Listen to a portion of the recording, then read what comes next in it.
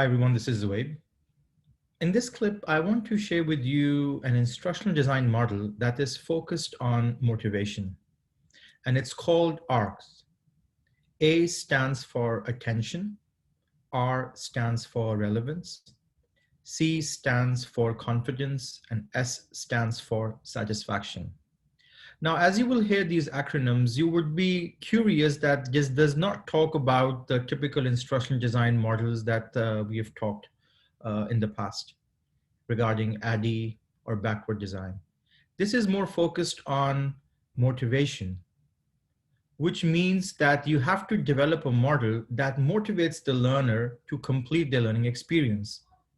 In my professional career, personally, I have not applied this model to the course developments or the learning solutions that I have created and or managed. But in my collaboration with other educators, I have learned that one thing that I was doing all this time, which was when I was focused on managing and developing learning solutions that are more focused on corporate training, that are very small or bite-sized, learning, that is where you can successfully use it. So when I learned about this, it was something that I was doing inevitably, but it just helped me now have an understanding that when you make sure that you have a learning experience, so for example, in an HR training, you have to go through any policy that has to be covered by all the employees. So the learning component that has to be created has to have the component of gaining attention of the learners so that they know why they're doing this. It should be relevant to them, which means that they need to understand that what's the benefit of taking this course or this learning component.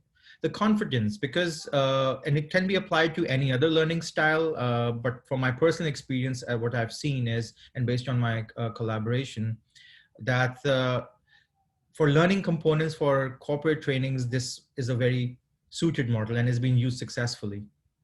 Then the third one, as I said, is confidence. So you have to show the progress where if you are giving, assessments or scenarios, you have to help them build their confidence. You cannot just quiz them and make them feel that, oh, you don't know anything. You have to build that confidence, allow them to do retakes, give hints, and some sort of a progress bar for them to know how are they progressing. And at the end, S for satisfaction, which means that they should feel satisfied once they're done with the training. So as I talked about in an example, that if you're doing an HR training, that will, for example, take a total of an hour.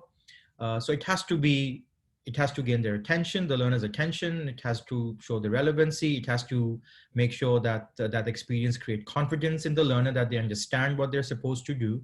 And then at the end, feeling satisfied that they have understood that concept or that policy that was part of the training.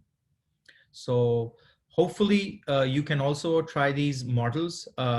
It's specific to motivation, but I would say that we are doing this in some shape or form, but now you have a framework of making sure that you have these 4 components, which I think can be on top of any additional instruction design model that you want to use. Again, all these measures are just to make sure that we provide the best learning experience to our learners.